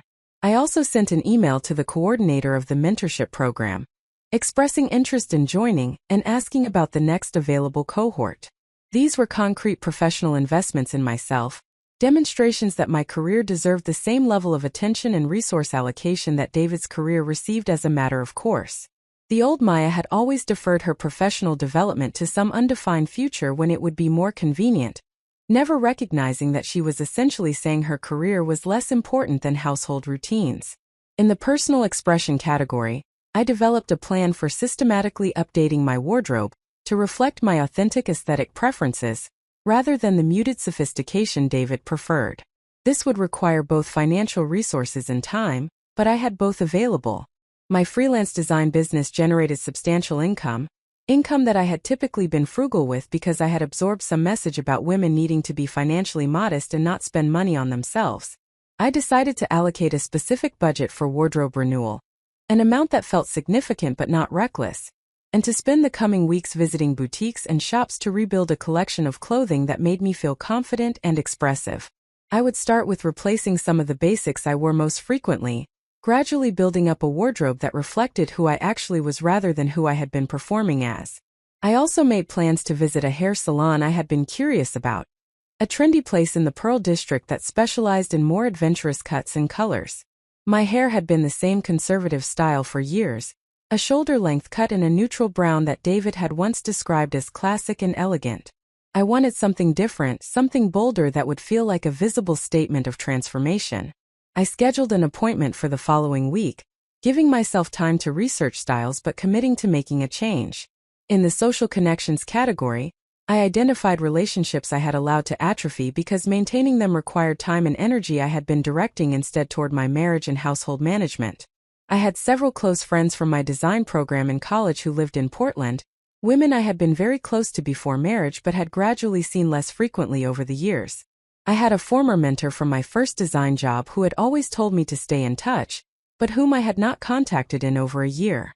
I spent an hour that morning sending messages to these people, suggesting coffee dates or dinner plans, actively working to rebuild social connections that existed independently of my identity as David's wife. These relationships had always been important to me, but I had allowed them to become secondary to my marriage, operating under some assumption that being a good wife meant making my husband the center of my social universe. Now I recognized that this isolation had been unhealthy, cutting me off from perspectives and support that might have helped me recognize sooner how much I had been diminishing myself. One of my college friends, Simone, responded almost immediately to my message suggesting coffee, expressing enthusiasm about reconnecting and proposing that we meet that same afternoon. Her quick response and evident excitement about hearing from me generated a warm feeling of connection that reminded me how much I had missed these friendships. I agreed to meet her at 3 o'clock at a cafe near her office downtown. In the physical health and appearance category, I identified several activities I had abandoned or never pursued because they conflicted with David's preferences or schedule. I had always been interested in yoga but had never joined a studio because the class times that worked best for me were early mornings, and David preferred that I remain in bed with him until he woke rather than rising earlier to exercise. I had enjoyed running when I was younger but had stopped because David found my sweaty post-exercise appearance unappealing, and had suggested that perhaps walking was a more ladylike form of exercise. I researched yoga studios in my neighborhood, and found one that offered early morning classes that would allow me to practice before David typically woke. I purchased a month-long introductory membership and committed to attending at least 3 classes per week, building this practice into my routine as a non-negotiable priority. I also dug my old running shoes out of the back of the closet, pleased to discover they still fit, and made plans to resume running in the mornings, reclaiming this activity that had always made me feel strong and capable. These physical activities were about more than just exercise or appearance. They represented reclaiming my right to occupy space in the world, to be physical and strong and potentially sweaty or disheveled without apologizing for it. I had become so focused on presenting a polished, controlled appearance at all times that I had lost connection with the simple pleasure of physical movement and exertion. Running and yoga would help me rebuild that connection while also providing regular time alone to think and process everything I was experiencing. In the creative pursuits category, I identified several projects and interests I had set aside because they did not generate income and therefore seemed like indulgent distractions from more productive activities. I had always loved watercolor painting, had even been quite skilled at it in college, but had stopped painting after graduation because it seemed impractical when I needed to focus on building my design business. I had accumulated a collection of art supplies over the years, purchasing them with vague intentions of someday returning to painting, but they sat unused in a cabinet in my studio. I decided to commit to painting for at least an hour each week, treating it as a legitimate creative practice rather than a guilty pleasure to be indulged only when all other obligations were met. I pulled out my watercolor supplies and set up a dedicated painting space in one corner of my studio, positioning my easel near the window where natural light would be best. The act of creating this space felt ceremonial, a physical manifestation of my commitment to honoring my creative impulses, even when they served no practical purpose. I also made plans to visit the Portland Art Museum on Sunday afternoon, something I had wanted to do for months but had kept postponing because David was not particularly interested in art museums, and I had fallen into the habit of only doing leisure activities he enjoyed. I would go alone, taking as much time as I wanted to move through the galleries, reconnecting with the visual art that had first inspired me to pursue design as a career. In the relationship dynamics category, I identified patterns of interaction with David that needed to shift if I was going to relate to him authentically rather than performatively. The most significant pattern was my tendency to suppress disagreement and present consistent affirmation of his views and decisions. I had been practicing expressing authentic opinions during our conversations, but I recognized I needed to be more systematic about this, consciously choosing to engage genuinely even when it created friction. I also needed to establish clearer boundaries around my time and energy, making it clear that my work commitments were legitimate and deserving of respect, rather than secondary to household management. I decided to have an explicit conversation with David about expectations around household responsibilities, proposing a more equitable distribution of tasks, rather than continuing to shoulder the majority of domestic labor, while also maintaining a full-time professional practice. This conversation would inevitably create conflict, as it would challenge the comfortable arrangement where David benefited from my unpaid labor managing our household. But avoiding this conversation had been part of how I had made myself small, accepting an inequitable arrangement because addressing it would be uncomfortable. The new version of myself I was building needed to be willing to have uncomfortable conversations in service of authentic partnership. As I worked through these plans, organizing my thoughts and making concrete commitments, I felt a growing sense of empowerment that was almost intoxicating. I was not waiting passively for David or Rachel to determine my future through their choices and actions. I was actively constructing a new version of my life, one that reflected my genuine values and preferences, rather than performed accommodation to others' expectations. Whether my marriage survived this transformation was almost secondary to the more important question of whether I could survive as my authentic self. Around 8 o'clock, I heard David moving around upstairs, beginning his morning routine. I saved my planning documents and closed my laptop, preparing to navigate another morning of careful performance. But I felt different now than I had earlier in the week, more grounded and purposeful. I was not simply maintaining a facade while gathering information. I was actively working on multiple fronts to reclaim my life and identity. This sense of agency made the necessary performance feel less exhausting and more strategic. I prepared breakfast, making choices that reflected my preferences while remaining within the general scope of what David would find acceptable. I made a frittata with vegetables and feta cheese, accompanied by fresh fruit and whole grain toast. When David appeared in the kitchen, I greeted him warmly but did not inquire about his needs or preferences. I simply served the meal I had prepared, allowing him to accept it or not as he chose. He ate without complaint, though I noticed he seemed slightly preoccupied, checking his phone more frequently than usual. I wondered if he was messaging with Rachel, perhaps discussing his confusion about my changed behavior. The thought generated a small spike of satisfaction. I was disrupting his comfortable arrangement where he maintained a stable marriage while conducting an emotional affair, introducing uncertainty that would hopefully force him to make more conscious choices about what he actually wanted. During breakfast, David mentioned that he would be working late that evening, a client dinner that would likely keep him out until 9 or 10. I accepted this information with casual acknowledgement, neither questioning the claim nor expressing disappointment about his absence. The old Maya would have expressed regret about the disrupted evening together, and asked detailed questions about the dinner to show interest in his professional life. The new Maya simply noted the information and returned to her own concerns. I could see that my subdued response registered with David. He had expected more reaction, more engagement with his schedule and activities. My lack of emotional investment in his evening plans created a small awkwardness that he attempted to cover by elaborating unnecessarily about the client and the importance of the dinner. I listened politely but did not provide the enthusiastic interest and support he was clearly seeking. Let him wonder why I was less invested in his activities than usual. Let him experience some small fraction of the uncertainty I had been living with. After David left for work, I felt a sense of relief at being alone with my thoughts and plans. I spent the morning implementing various elements of my preparation strategy, making phone calls and sending emails and organizing resources. I contacted the yoga studio and scheduled my first class for the following Monday. I made a hair salon appointment. I researched boutiques I wanted to visit for wardrobe updates. Each action felt like a small declaration of independence, a statement that my preferences and development mattered. At 3 o'clock, I drove downtown to meet Simone at the cafe we had agreed on. I had not seen her in over 6 months, our last interaction having been a brief exchange of holiday cards. As I navigated the familiar streets of downtown Portland, I felt nervous about the meeting in a way that surprised me. I had known Simone for over a decade, had been close friends with her throughout college and for several years afterward. Why should meeting her for coffee generate anxiety? I realized the nervousness came from uncertainty about how much of my current situation to reveal. Simone knew David, had been at our wedding, had always seemed to approve of our relationship. Would she be supportive if I told her about the affair I had discovered? Would she judge me for how I was handling it? Would she think I should have confronted David immediately rather than conducting this extended period of strategic observation and self-reclamation?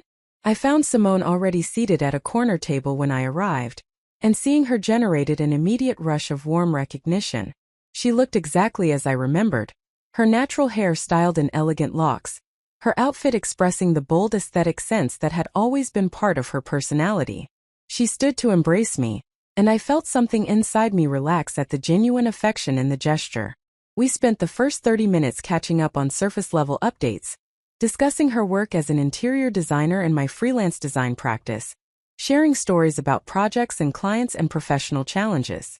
The conversation felt easy and natural, reminding me of countless similar conversations we had shared over the years. But I was conscious of how much I was not saying, the enormous undercurrent of turmoil in my life that I was carefully concealing beneath cheerful professional updates. Finally, Simone paused in her own storytelling and looked at me with an expression of gentle concern. "Maya, I'm so happy you reached out to get together," she said carefully. "But I have to say, something feels different about you.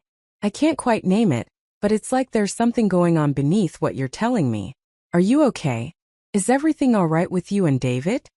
The directness of her question caught me off guard, and I felt sudden tears threatening despite my efforts to maintain composure.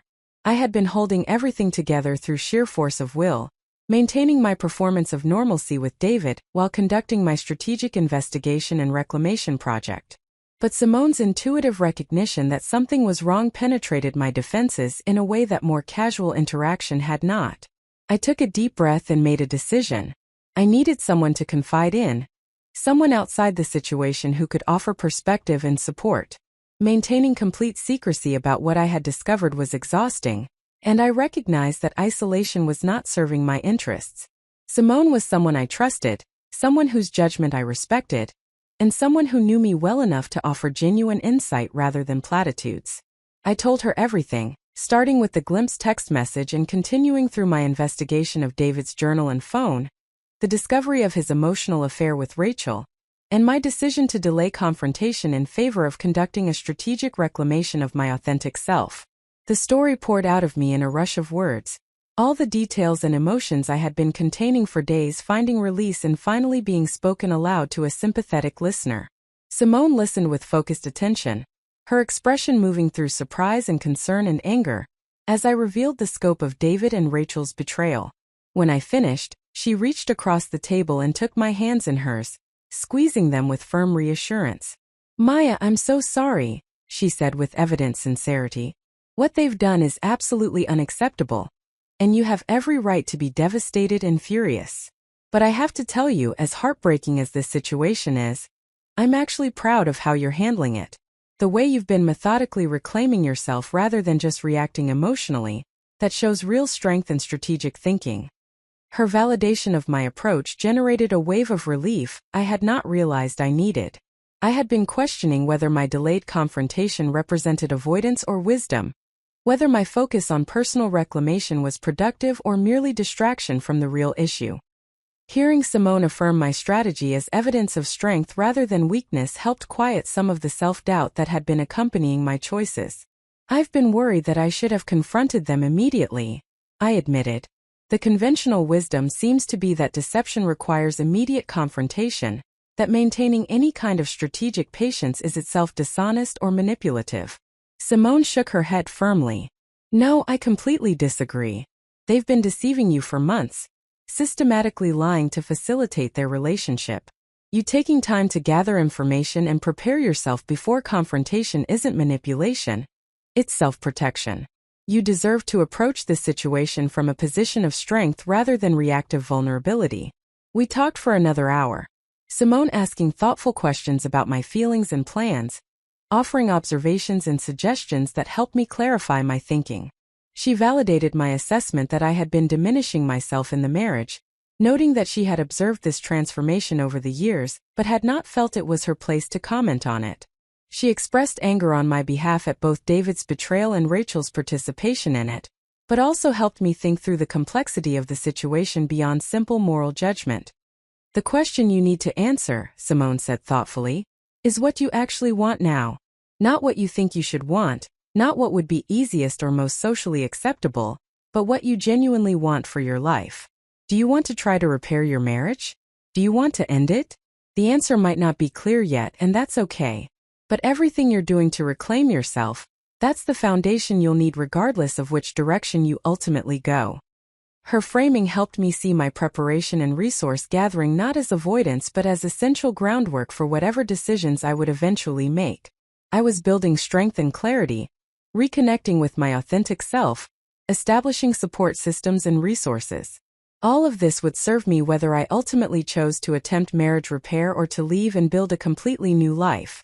Before we parted, Simone extracted a promise from me that I would stay in regular contact rather than allowing months to pass between conversations. You need people in your corner right now, she said firmly. Don't isolate yourself trying to handle everything alone. Let people who care about you provide support. I drove home from that meeting feeling lighter than I had in days, the burden of secrecy partially lifted by having shared it with someone trustworthy. Simone's validation of my approach, and her practical suggestions for moving forward helped me feel more confident about the path I was taking. I was not avoiding or deceiving. I was strategically preparing for a confrontation that would inevitably come, but that I wanted to approach from maximum strength and clarity. That evening, with David supposedly at his client dinner, I continued my preparation work. I organized financial documents, ensuring I had complete understanding of our accounts and assets. I made copies of important papers and secured them in a location David would not access. I was not necessarily planning for divorce, but I recognized that being prepared for that possibility was simple prudence given the circumstances. I also drafted an email to a family law attorney whose name I had gotten from a discreet online search, requesting a consultation to discuss my options and understand my rights. I did not send the email yet, but having it drafted and ready felt empowering. I was gathering resources and information, ensuring I would be prepared for whatever decisions I ultimately needed to make. As I worked through these practical preparations, I reflected on how much had changed in just 1 week. I had gone from naively trusting wife to strategic investigator to active agent of my own transformation. The pain of David and Rachel's betrayal had not disappeared, but it had been joined by something else, something that felt like purpose and determination, and growing confidence in my own capability and worth.